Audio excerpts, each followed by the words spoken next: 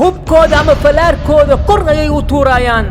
markay kor ay u tuuraan falaartii waxaa soo naqanaa asagoo oo dhiig leh. kadib waxay dhahayaan wixii dhulka joogay iyo wixii cirka fuulay kulli waa baabi'inay.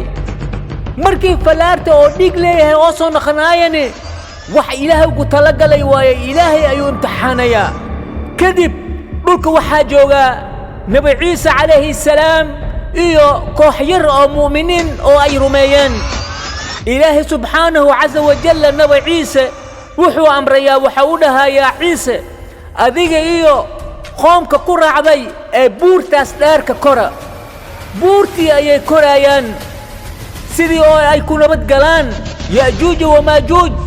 waa dad tiradooda aad iyo aad u badan. kadib buurkii markii ay koraan ilaahay subxaanahu caza wajalla waxaa soo diraya ciidankiisa. ciidankaas oo ah taxsi oo yariis ah ayaa soo diraya. ya'juuj wamaajuuj taxsidaas waxay ka galayaan khoorta. markii khoorta ay ka galaan way dhimanayaan. maxaa yeelay ya'juuj wamaajuuj qof iska celin karo ma lahan. waa dad oo aragtidooda naxdin leeyihiin, laakiin waa dad bini aadam, ma ahan xoolo, ma aha xaywaan, waa dad bini aadam ah. kadib ya'juuj wamaajuuj markii oo khoorta ka galo taxsigaas way dhimanayaan. dhammaantooda way wada dhimanayaan.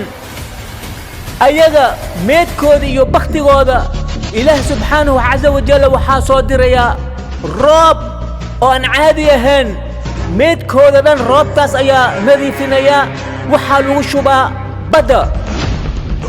markii oo meeha dhan nadiif asnaqdo kadib ilaahay subxaanahu caza wajalla nabi ciisa wuxuu u dhahaa ciisa soo deg, hadda waad soo degi kartiin adiga iyo qoomka oo ku rumeeyeen.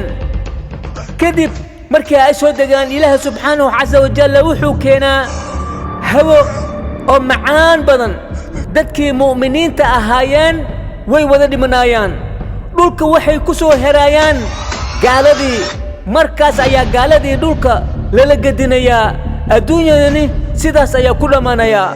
walaalahayga qisadii oo ya'juuj wamaajuuj halkaas ayaa nagu dhammaaday. waxaana filinkan ama qisadan idiin soo habeeyey walaalkiina aslax abasaafi. ha iloowina like, share, comment and subscribe.